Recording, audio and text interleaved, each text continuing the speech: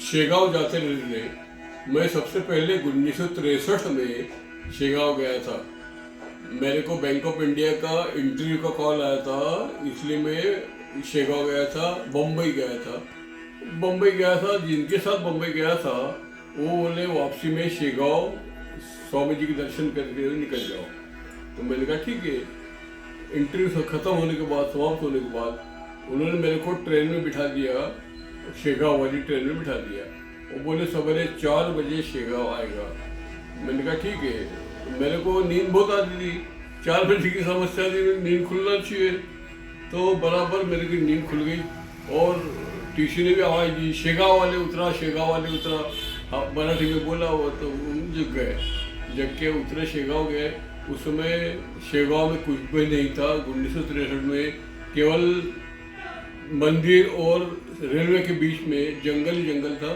और वो जो है हाथ गाड़ियाँ चलती थी, ठेले के चलते थे, उन पर से बैठ के ही जाना पड़ता था। तो दर्शन करने गए, दर्शन करे और सवेरे दर्शन हो गए और वापस निकले। वहाँ से धार आ गए। आने के बाद फिर मन हुआ जाने का शेगांव।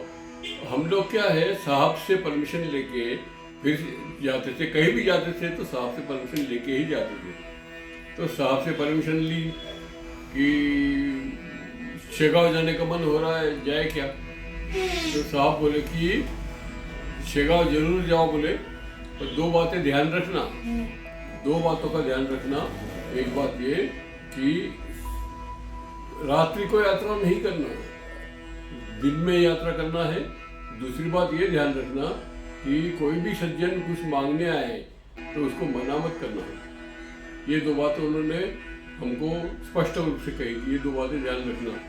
तो हम निकले इधर से, शेगांव दर्शन करे, दर्शन करके और वापस बाहर आए। प्रसाद का आनंद ले रहे थे, सब इकट्ठे होके गोल खड़े होके प्रसाद खा रहे थे।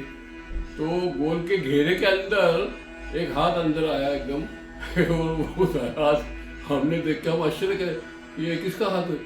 तो देखा तो एक वृद्ध सर्जन और टोपी पहने हुए थे, धोती पहने हुए थे, और वो उन्होंने हाथ आगे किया, बोले मेरे को प्रसाद चाहिए। तो मेरे को साहब की बात ध्यान आ गई। तो मैंने उनको पूछा कि भैया आप खाना खाओगे क्या। तो बोले प्रसाद तो दे दो, खाना भी खाऊंगा।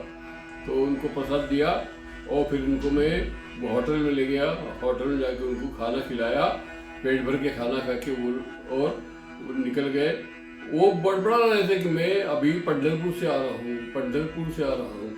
उस दिन शायद द्वादशी थी, हम लोग जब गए, दशमी एकादशी द्वादशी के दिन का। तो वो पंढरपुर से आ रहा हूँ ऐसा बोल रहे थे।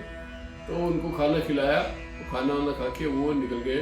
वो गुरु महाराज ने 3 दिन पहले बोल रखा था, इसलिए हम इस योग से चुके नहीं। ब्राह्मण को हम खाना खिला पाए और उसको ब्राह्मण को खाना खिलाने से हमको बहुत आनंद आया, अच्छा लगा। ये गुरु महाराज की मेहरबानी थी कि उन्होंने हमको पहले अलर्ट किया। जय श्री राम। जय